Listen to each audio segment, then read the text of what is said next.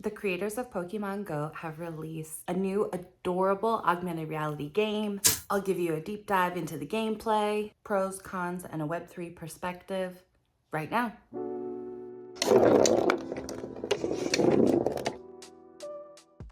Hello, my name is Alexis Mercedes. I am the project manager of Fractal Labs.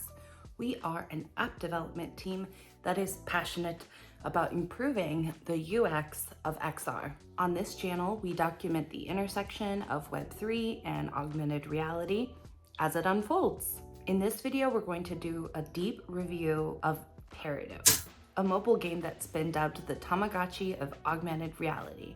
If you know, you know. Reviewing AR is a huge part of my job, and I started playing this game the day it was released. Here are the 5 topics I'm going to cover in today's video. What it does that's cool, glitches and quirks, what we can expect in the future, the Web3 perspective, and a summary/evaluation of what it does now. What it does that's cool. This is cute. That's definitely the first thing they did well. All of the Peridots have these cat-sized mammal shapes with a wide assortment of patterns, tails, horns, plumage, materials, faces, and ears. The game is very easy to pick up. The UX is very intuitive. There's an animation sequence that introduces you to the world of Peridot. It leads you to select an egg out of 3, which will determine what your first Peridot, dot for short, will look like. It gets stats, needs, desires, and you pick the name. The dot interacts with the world around you with a level of AR accuracy that is impressive. Although the dots all have the same kind of bodies, they really do look different from one another. Mine all look similar to each other because they're related, but others, I mean, look at this guy. They get to wear outfits. This is a reel of my clothing collection. And here's a clothing demo from another creator. Feeding the dot has some decent AR, and there's a wide variety of animations which are convincing special effects in a large number of spaces. Tossing the food to the dot or on the floor makes a difference in how the dot behaves. And it's fun when they catch it in their mouths. You can also get them to do a wide variety of tricks when feeding. One activity a Peridot requires is a game of fetch. If you use the particular ball that the dot desires, your dot will grow and you collect in-game currency. Throwing the ball reacts to the space that you're in as well as how hard you throw it. Notice how it bounces down the stairs and off the back wall. Pretty cool. From a strictly technical perspective, the fetch activity is the most impressive element of the game. To collect food, balls, and in-game currency, you ask your dot to forage. What comes out is randomized, but also dependent on the surface that you're foraging at.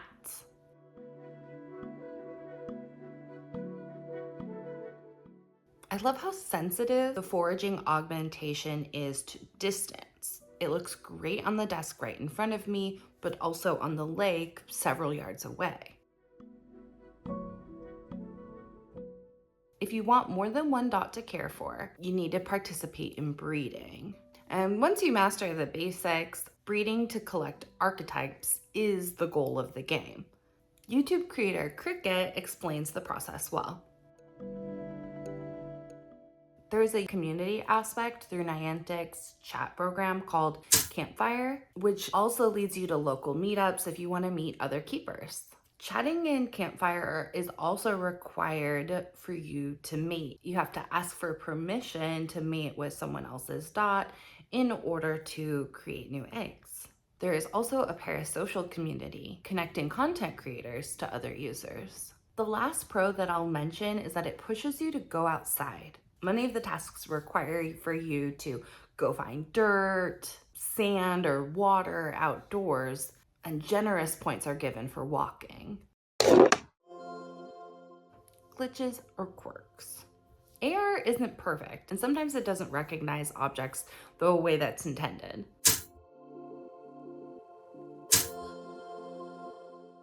Another con is that it doesn't work well from the toilet. Hear me out. It's a hyper casual game, but it's least effective to play when you're just chilling out with your phone. The AR effects and point systems work best when you're moving around and have space around you, walking, standing, and surrounded by natural space.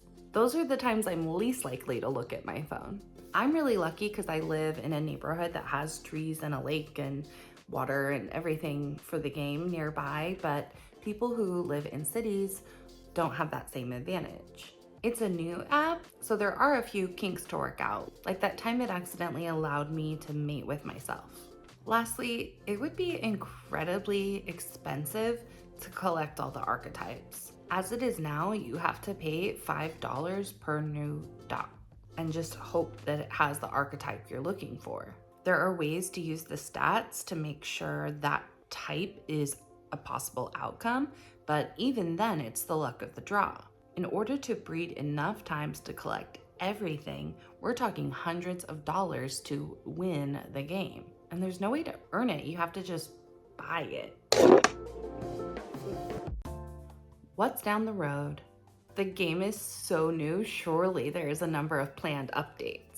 They have a lot of plans and a lot of stuff they will be adding throughout the lifespan of this game, particularly early on, and I'm excited. There are several creators posting Peridot content to YouTube. Most of them had early access to the game. Without giving the players a motive to continue growing their dot after it's an adult and is mated, I'm not sure social media accounts based on this game would be sustainable because it's not quite interesting enough. Naintic has stated that the pay per dot fee structure is permanent. I suspect they might budge on that if the community outcry continues to be persistent.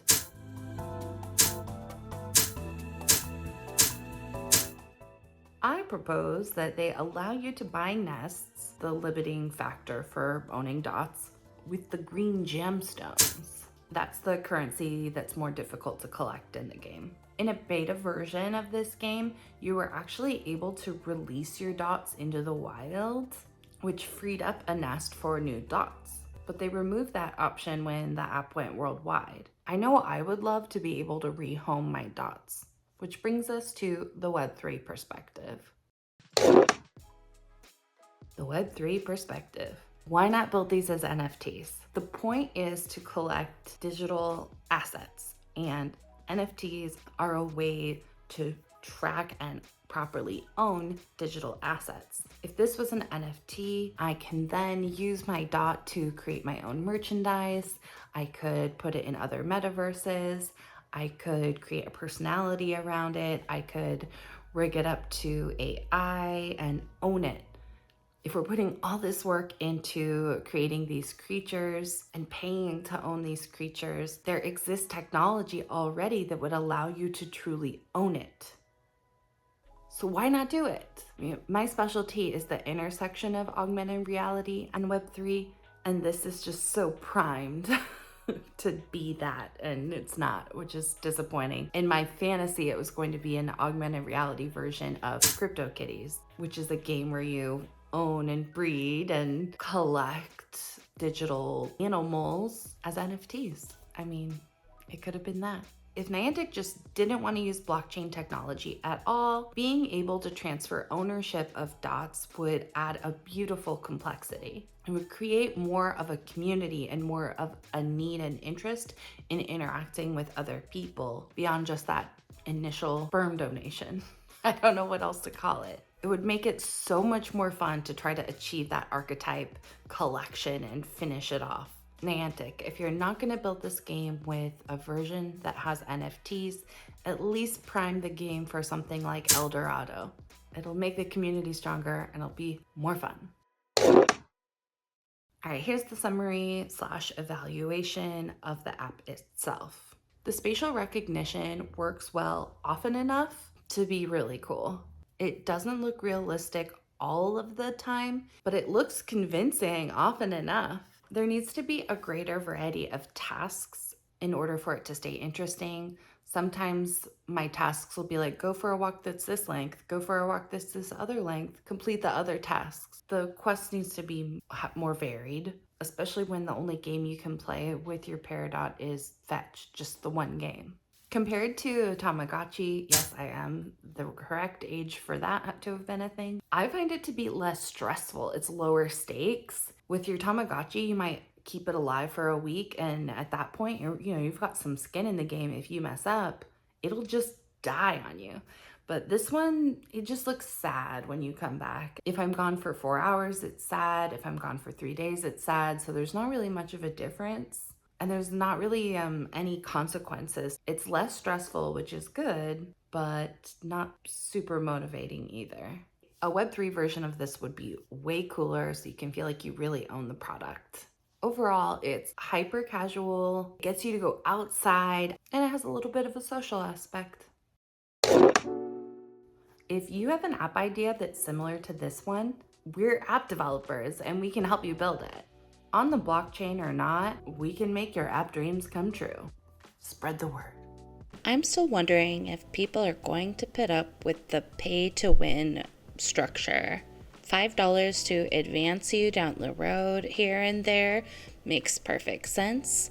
But if you have to pay in order to progress in the game every single time you want to progress into the game, that seems like a sleazy business model. Especially since it's not an NFT and you can't export that asset. You can't use your Peridot anywhere else except for inside of this game. I'm ready for a Web3 world.